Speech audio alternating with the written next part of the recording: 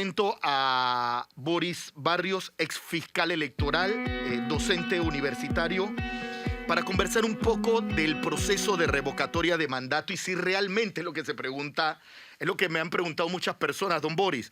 ¿Realmente estos diputados se van a quedar sin curul?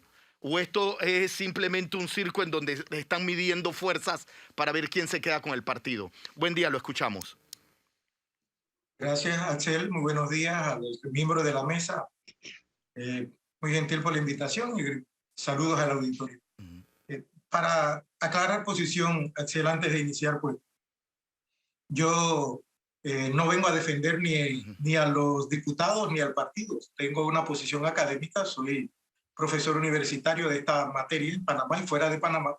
Dicto Derecho Procesal Electoral y Procesal Constitucional. Soy un estudioso de la materia electoral. Mira, para entender el fenómeno de la revocatoria de mandato y las expulsiones de partido, Axel, Nando, miembros de la mesa, tendríamos que hacer un recuento histórico. No tenemos el tiempo definitivamente, pero nada más para recordar que la Constitución de 1972 inició sin apertura democrática hacia los partidos políticos. Recordemos nada más sus particularidades y la creación de una Asamblea Nacional de Representantes de Corregimiento sin la participación de partidos políticos. La apertura a los partidos políticos se da en la reforma constitucional del 78, que no se desarrolla legalmente.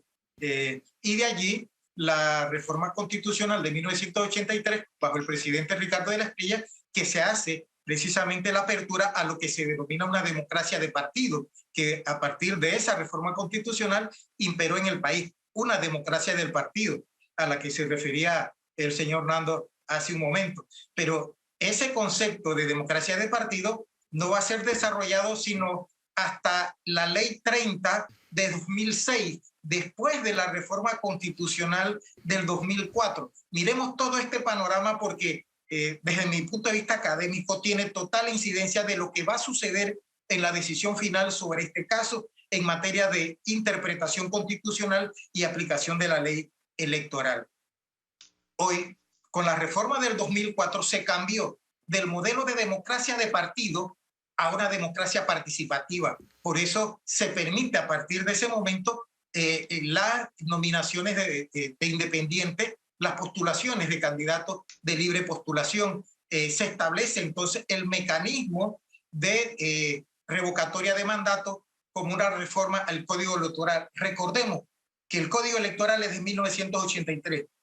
Se desarrolla con la reforma constitucional de 1983. Entonces, todo este panorama es importante para entender el fenómeno que se va a producir.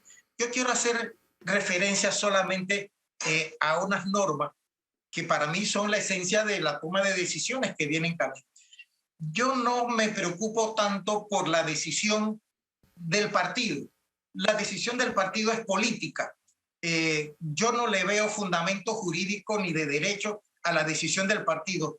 Tanto, Nando, y Axel, que la resolución y la decisión no tienen ni siquiera fundamento jurídico. No le establecieron fundamento jurídico a la resolución. Con eso quiero exponer que la decisión es política y no jurídica por parte del partido.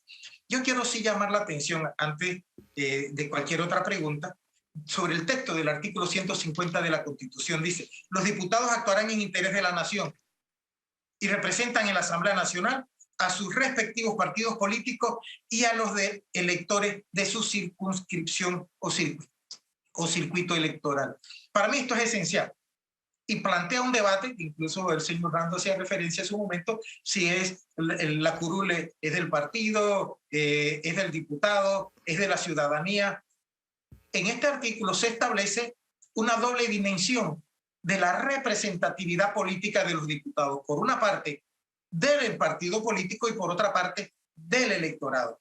Entonces, también el artículo 151 establece que las causales de revocatoria de mandato estarán establecidas en los estatutos de los partidos, que eso crea un enorme problema de control constitucional porque la Corte Suprema desde el 90 ha dicho que no ejerce control constitucional y el Tribunal Electoral se ha negado a ejercer control de legalidad sobre la actuación a lo interno del partido político bajo el contexto que planteaba Nando hace un momento, el señor Nando, de que los partidos son una sociedad anónima o una sociedad privada. Y así lo dijo la Corte desde el 90, lo repitió en el 97 en demandas contra Papá Igoró, en el 2000 en demandas contra el Partido Revolucionario Democrático. Ha dicho que no entra el control constitucional ni legal a lo interno de los partidos porque es un documento privado los estatutos de los partidos,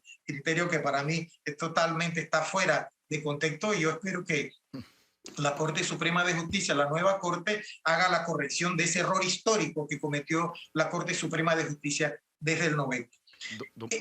Frente a lo expuesto del artículo 191, los remito, para terminar este breve comentario, al artículo 154 de la Constitución, que dice: los miembros de la Asamblea Nacional no son legalmente responsables por las opiniones y votos que emitan en el ejercicio de su cargo.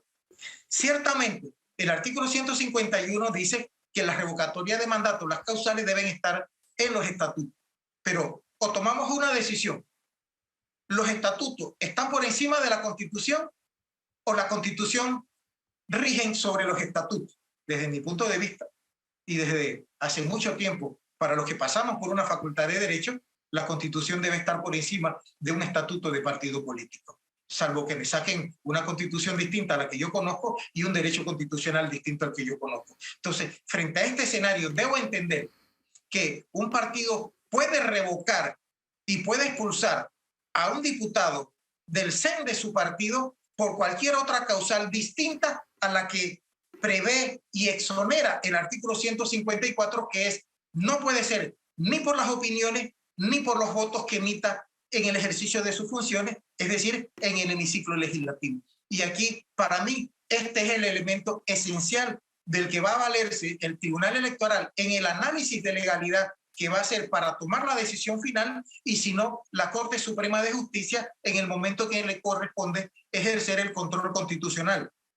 Sin dejar por fuera, mis queridos periodistas, que lo que sucede en nuestro país, ya llevamos 6 sentencias condenatorias por parte de la Corte Interamericana de los Derechos Humanos contra Panamá por violación de los derechos humanos. Y si aquí no aplicamos el control de legalidad por parte del Tribunal Electoral y la Corte Suprema no aplica el control de constitucionalidad, nos vamos a ver abocados por los diputados, porque es su derecho, recurrir a la Jurisdicción Interamericana de Protección de Derechos Humanos. Y yo vería, si se mantiene esa decisión que ha dictado el comité, la Comisión de Honor y Disciplina, a Panamá condenada por violación de los derechos humanos, porque el ejercicio de los derechos políticos, a partir de la terminación de la Segunda Guerra Mundial, por la Carta Constitutiva de la ONU, la Declaración Universal de los Derechos Humanos, el Pacto de San José, es el ejercicio de derechos humanos y no puede ser suplantado por un estatuto sobre pretexto del control de los diputados en una asamblea. Profesor, y termino aquí este breve comentario. Alfonso Grimaldo tiene pregunta, profesor.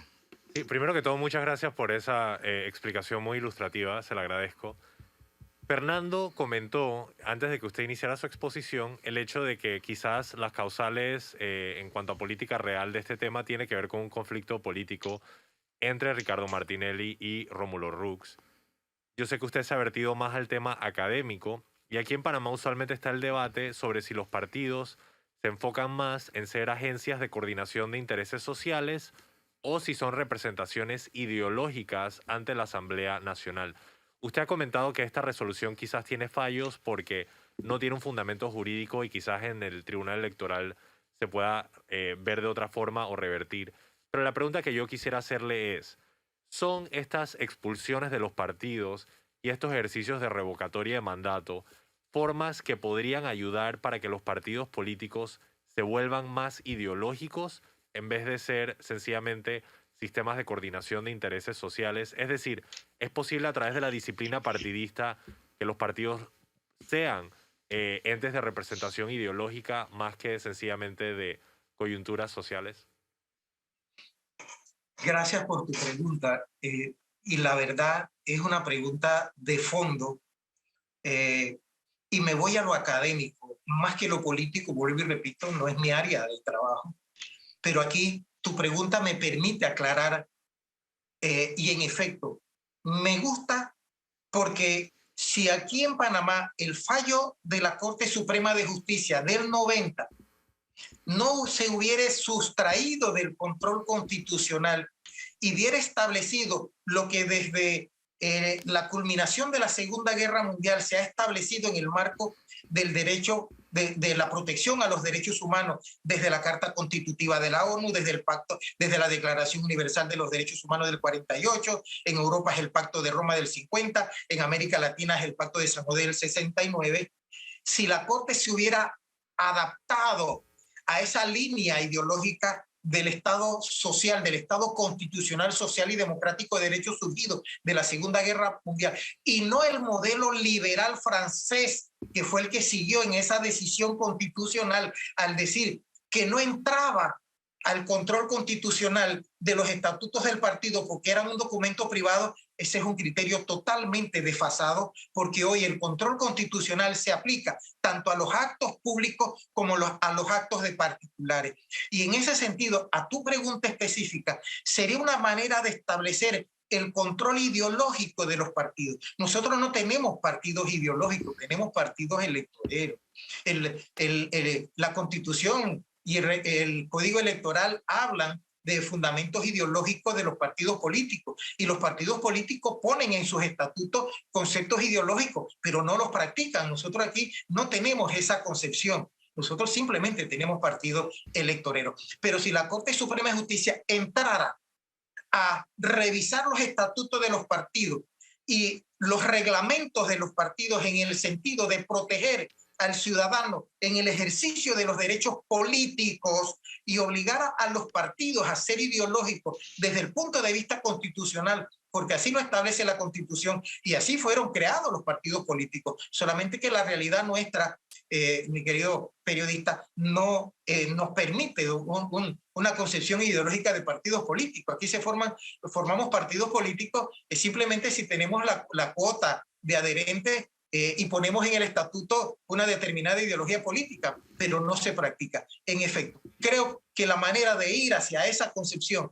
incluso evitar ciertas prácticas como el clientelismo político, como el mal uso de los recursos del Estado, aprovechar el financiamiento público para dar capacitación ideológica a sus afiliados, creo que se tomara si la Corte Suprema de Justicia entrara al control constitucional de los partidos y si el mismo Tribunal Electoral entrara al control de legalidad sobre la actividad privada de los partidos políticos. Porque hasta ahora, tanto el Tribunal Electoral como la Corte han dicho que eso está vedado y por eso no interfieren en el procedimiento interno de los partidos. Fernando Martínez.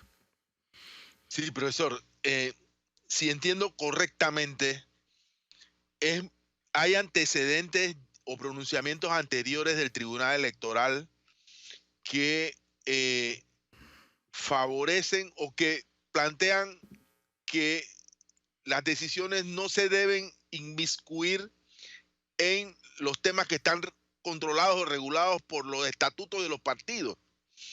En consecuencia, corremos el riesgo de que prevalezca lo que dice el estatuto del Partido Cambio Democrático, que por cierto ignoro totalmente lo que diga sobre la materia de revocatoria de mandato. Es evidente que debe decir que la decisión que tomó el tribunal es correcta, que va a prevalecer esto por encima del tema que usted ha señalado, el tema constitucional, de que los diputados no son legalmente responsables por el voto o las opiniones emitidas en el ejercicio de sus funciones. Gracias. La pregunta, mira, aquí yo hago una distinción, siguiendo tu comentario, tu análisis. Yo distingo de la fase del proceso disciplinario a lo interno del partido, que para mí es una decisión eminentemente política, de la fase de control de legalidad que debe hacer el Tribunal Electoral al momento en que después de la decisión de la Junta Directiva, que va a ratificar lo actuado por la Comisión de Disciplina, entra entonces en la fase pública. Hasta ahora está en la fase privada del partido. No hay control de legalidad, no hay control de constitucionalidad, pero va a llegar el momento en que pasa entonces a manos del Tribunal Electoral y le corresponde al Tribunal Electoral interpretar y aplicar la ley electoral. Esa es su facultad constitucional. Y ahí entra entonces en el escenario público. Y yo distingo entonces esos dos escenarios. Y yo creo que el Tribunal Electoral no va a avalar un procedimiento disciplinario inconstitucional conforme al artículo 154, ilegal porque se han violentado los derechos de las partes. Evidentemente no ha habido un debido proceso, a pesar de que Panamá, nosotros deberíamos ser los más celosos protectores del debido proceso en cualquiera. En el caso Baena Ricardo contra Panamá, donde nos condenaron por aquello de la ley 25 de las 270 trabajadores, la Corte Interamericana de los Derechos Humanos sentó el criterio jurisprudencial para toda América Latina, y por eso somos famosos en América Latina, de que el debido proceso no solo se aplica a la materia penal ni administrativa, sino a la civil, a la comercial, e incluso, dice la Corte en ese fallo, a los procesos disciplinarios o donde se someta a control de legalidad y disciplina a cualquier ciudadano. Entonces, el partido no ha cumplido con el debido proceso. Un elemento para mí esencial es que le negó todas las pruebas a la defensa. No hizo discriminación de unas sí ni unas no para disimular, simplemente se las negó. Para mí, esa es una violación al debido proceso, para mencionarte solamente una. Entonces, frente a este escenario, don Nando, yo diferencio el ejercicio privado del partido en materia de proceso disciplinario, que no tiene ningún control de legalidad, del proceso público que va a llevar el Tribunal Electoral una vez que le llegue a sus manos en base a la correcta interpretación y aplicación de la ley electoral desde el contexto constitucional, y en su defecto el control constitucional que después tendría la Corte Suprema de ser necesario. Y yo no quiero ni siquiera pensar que el caso pueda llegar a la Corte Interamericana de los Derechos Humanos, porque yo veo a Panamá condenada y veo a los panameños otra vez indemnizando daños y perjuicios a 15 diputados de salario caído, indemnización por daños y perjuicios. Y eso me parece un absurdo. Nando. Una pregunta, profesor, un detalle. A ver, la decisión del Tribunal de Honor no corre, como pasa en otras figuras del derecho, mientras esté en proceso de apelación o de control jurídico del Tribunal Electoral. Es decir, esa resolución, mientras esté bajo ese examen o escrutinio, no vale. O sea, es decir, ni es revocado el mandato, ni son expulsados, ni es concretada la expulsión. Es correcto, señor Nando, es así. La decisión del Tribunal de Honor y Disciplina queda en suspenso, está en estos momentos cumpliéndose el procedimiento para la apelación. Sube a la junta directiva del partido, que ya ha manifestado, hasta donde entiendo, que va a confirmar, pero esa decisión de la junta directiva del partido también queda en suspenso frente al recurso que se interpone ante el Tribunal Electoral. E incluso, como lo prevé la misma ley electoral y la misma Constitución, cabe entonces el recurso de inconstitucionalidad y hay el recurso de suspensión. Y aquí, Nando, tu pregunta es tan oportuna, porque si contra la decisión del Tribunal Electoral cabe la inconstitucionalidad, entonces también cabe la advertencia de inconstitucionalidad. Significa que los diputados, y este es mi trabajo académico, que los diputados, una vez que el expediente suba al Tribunal Electoral por la vía del recurso que se interpone, pudieran entonces abocarse a una advertencia de inconstitucionalidad para que la Corte entre en conocimiento del proceso, porque ya es público, ya está en manos del Tribunal Electoral. Desde el punto de vista académico, sin esperar la decisión del Tribunal Electoral, profesor. O sea, sin esperar, porque ambos recursos, uno en el Tribunal y otro en la Corte simultáneamente.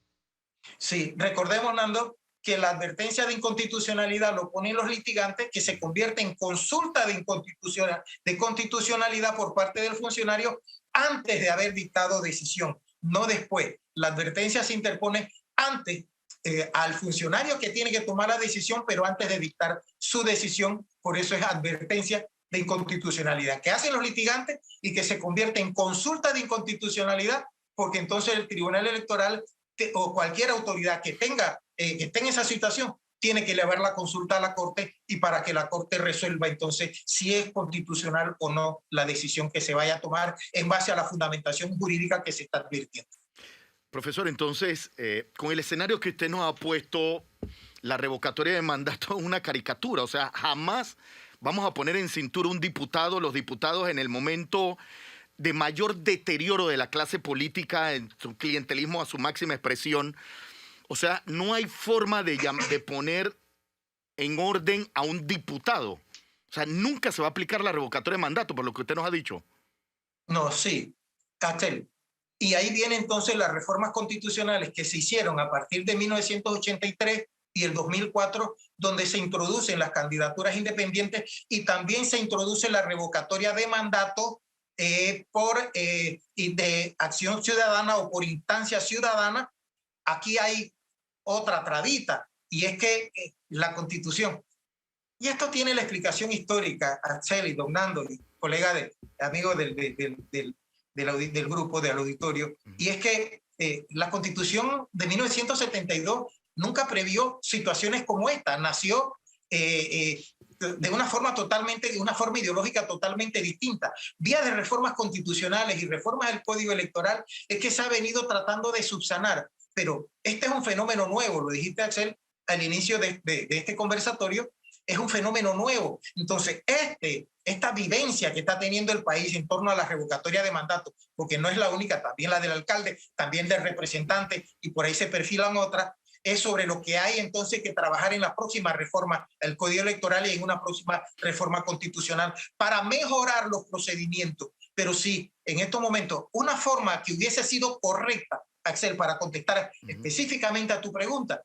es que el mismo artículo 151 dice en su penúltimo párrafo: los partidos políticos también podrán, mediante proceso sumario, revocar. Perdón, este no es el numeral 6 del artículo 151. Dice: para la aplicación de la revocatoria de mandato, los partidos políticos podrán establecer, previo al inicio del proceso, mecanismos de consulta popular con los electores del circuito correspondiente. Mira, si un partido político que quiere revocarle el mandato a un diputado inicia por provocar un referéndum consultivo para establecer la legitimidad política de la decisión posterior de revocarle el mandato, para mí esa es la fórmula correcta que prevé la Constitución, y por eso está incluido en un numeral del artículo 151. Pero el solo hecho de que el partido quiera revocarle el mandato a un diputado, cuando el diputado tiene una doble dimensión de su representatividad política, que es el mandato electoral directo y la representación indirecta que tiene el partido, creo que es impropia, incorrecta, inconstitucional, y más por la causal que se está ventilando, que es violación a los estatutos, pero frente a una norma constitucional como el 154, que establece la excepción general. No hay la regla general, perdón, que es que no se les puede ni expulsar ni revocar por el voto o las opiniones que emitan en el hemiciclo o en el ejercicio de sus funciones. Para mí, esa norma no permite ni el ejercicio que está haciendo el Partido Cambio Democrático en base al numeral 2 del artículo 151. Creo que está equivocado, que se equivocó en el procedimiento, y creo que el Tribunal Electoral, por vía del control de legalidad, va a tener que corregir. Profesor Hernando Martínez tiene una última pregunta. Sí, mi pregunta, significa que la revocatoria de mandato solamente procede por la vía de la recolección de firmas. ¿Es este proceso similar al que se está intentando o se estuvo intentando, no sé, con respecto a la revocatoria del mandato del alcalde Fábrega? Es correcto. Y mi pregunta es ¿cuánto puede demorar este proceso? Ambos procesos, el proceso de decisión del Tribunal Electoral y el de la Corte, que entiendo que el de la Corte demoraría mucho más. Es correcto. Las inconstitucionalidades en la Corte de Don Nando están demorando aproximadamente un año. Mire el caso de la inconstitucionalidad que se ha presentado en el fallo del Tribunal Electoral por el tiempo que vamos. Yo dije que iba a demorar aproximadamente de 8 meses a un año, y creo que no voy a errar en ese aspecto.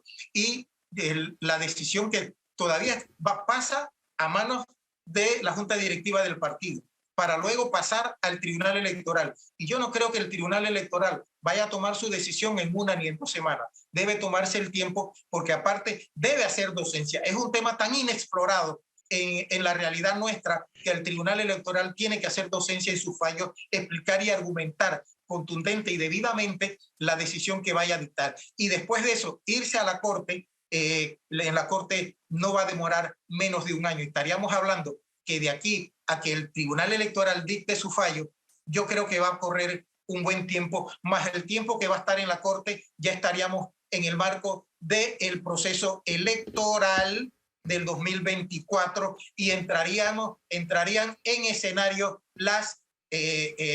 los fueros electorales. Entonces creo que esto es un proceso no tan simple de verlo, de decir que ya el partido, por vía de un ente privado como la Comisión de Ética, dictó una decisión y ya están expulsados y perdieron. No, eso no es tan fácil decirlo de esa manera en este proceso. Don Boris Barrios. Disculpe, eso significa que el fuero electoral le caería encima a estos diputados, porque evidentemente todos van a correr. Nando, recordemos nada más que el fuero electoral surgió en materia laboral. Uno, que no estamos aquí en el ejercicio penal, pero sí en el ejercicio laboral. Ojo, esa es la esencia del fuero electoral, para proteger en materia laboral al que es investigado, al que es perseguido, al que es procesado. Y ojo, hago nada más la advertencia porque estamos hablando de diputados que ejercen una función pública laboral, que devengan un salario, etcétera, y estarían entrando en un proceso electoral. Y ojo, ahí el ejercicio de los derechos políticos desde el punto de vista de los derechos humanos es sagrado en el Estado constitucional. Don Boris Barrios, exfiscal electoral y docente universitario. Gracias, don Boris. Gracias por la docencia, entender un poco más este proceso que apenas comienza y que el pronóstico es que es largo. Muchísimas gracias, don Boris, y buen día. Gracias, muy amable. Saludos.